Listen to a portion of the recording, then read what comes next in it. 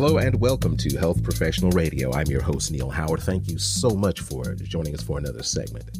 In this segment, we're going to be speaking with Dr. Michelle Niedziela. She's joining us here as a behavioral neuroscience expert and VP of Research and Innovation at HCD Research. She's going to talk about the first of its kind study for Jiffy Lube that used brain activity to uncover the connection people have with their cars and how that connection affects their well-being. Welcome to Health Professional Radio, Dr. Niedziela. Thank you for joining us. Thank you, Neil, for having me. Well, I did, of course, mention that you're a behavioral neuroscience expert and VP of Research and Innovation at HCD. Briefly tell us a bit about yourself, and then let's jump right into this Jiffy Lube study. Sure. So I am a PhD in behavioral neuroscience, and as VP of Research and Innovation at HCD, I help our clients design neuroscience and psychology-based research studies when they have really difficult to examine questions. And Jiffy Lube came to us, as a leader in vehicle preventative maintenance, really with a question, trying to do a one-of-a-kind study for this industry and really for psychology and neuroscience together, where they were curious how to further explore the experiences that consumers have, that drivers have with their car emotionally. And so we designed a study using electroencephalogram, also known as EEG, to look at the positive and negative emotional responses in a way that eliminated the biases that people can experience when they answer survey questions. So in this way, they were able to experience, the different situations with a car without interrupting that experience to sort of ask them any questions. So in using the EEG, we were able to passively measure. And we exposed them to different scenarios they could have with their car. These scenarios included different sort of categories of experiences, negative experiences. So having a flat tire, having indicator lights come on to tell you something's wrong with your car, having a messy car, being stuck in traffic, those sort of things. I do relate because throughout my life, I've had cars, and if they get damaged, I kind of don't even want to wash them anymore. So there is a definite connection. I have a definite connection with my car, but I wasn't really aware that a lot of people felt the same way, negative feelings about their car, depending on the condition that it was in. How much of that car condition is related to our attitudes before we ever get the car? Absolutely. And so what's really interesting is that in studying this way, we're able to really link people to their cars in the way that you're suggesting, in that people seem to feel that their car is like a sanctuary. It's kind of like your personal space. It's where you are protected from the outside world, and you spend a lot of your time. And so the findings really, suggested that and indicated that when you have a well cared for vehicle, it can be a place of sanctuary for your well-being, your mental well-being.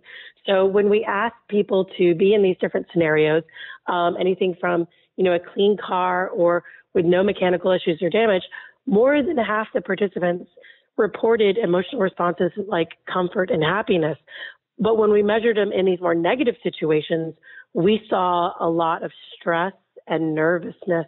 When you had dashboard lights come on, particularly feeling low levels of being in control. And that was really interesting. So in situations where they had no control, they felt the stress, but also felt that they didn't have any agency.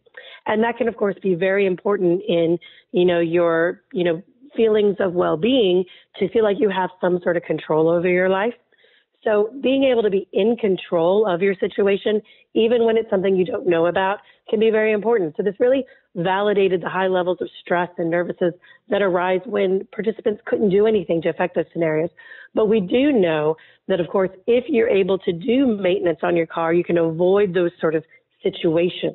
If you, clean your car on a regular basis, you can, have that feeling of calm and comfort and happiness and avoid all of that. Was there any part of the study that delved into how people reacted negatively or positively in a car that was well kept or ill kept that was other than their own?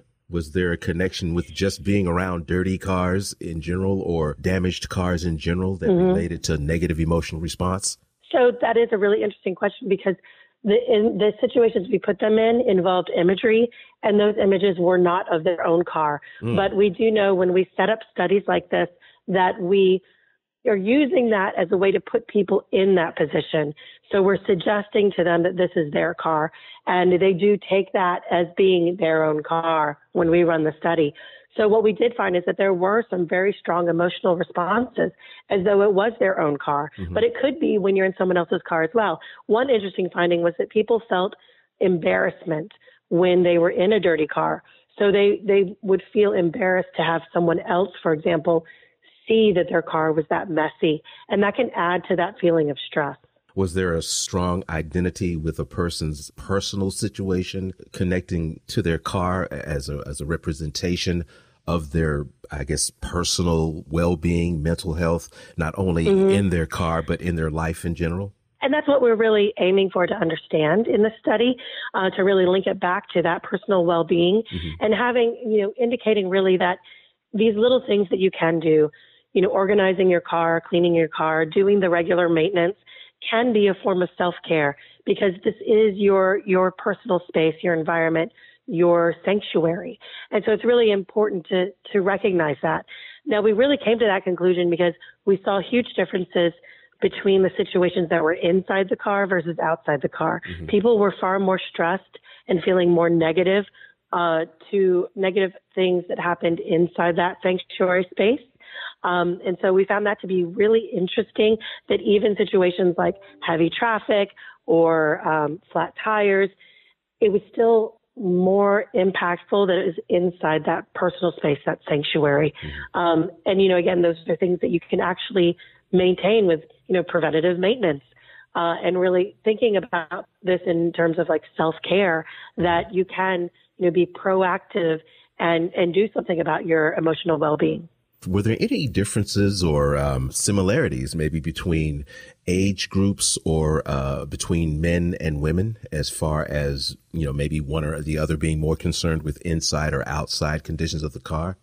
That's a really interesting question. We did not explore that, but that could be something for future research, because this is a really new and open space.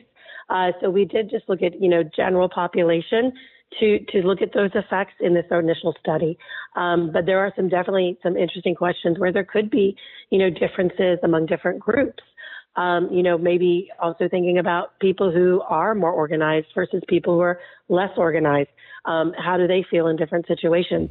But, the take-home message here is definitely that regardless of who you are, for general population, doing that preventative maintenance, doing those little bits of things you can do to, organize that sanctuary space can really go a long way to creating a space that is good for your mental well-being. Give us a website where our listeners can learn more about the study. Yes, as I said before, this was sponsored by Jiffy Lube, so you can actually look more at the study and find out more details if you go to jiffylube.com. Doctor, I appreciate you joining us here on Health Professional Radio. Extremely interesting information. Maybe we'll get an opportunity to speak again. Thanks for joining us this morning. Yes, that'd be wonderful. Thank you so much, Neil. You've been listening to Health Professional Radio. I'm your host, Neil Howard. Audio copies of this program are available at hpr.fm and healthprofessionalradio.com.au. You can also subscribe to the podcast on iTunes, listen in, download it SoundCloud, and be sure to subscribe to our YouTube channel at youtube.com/Health Professional Radio.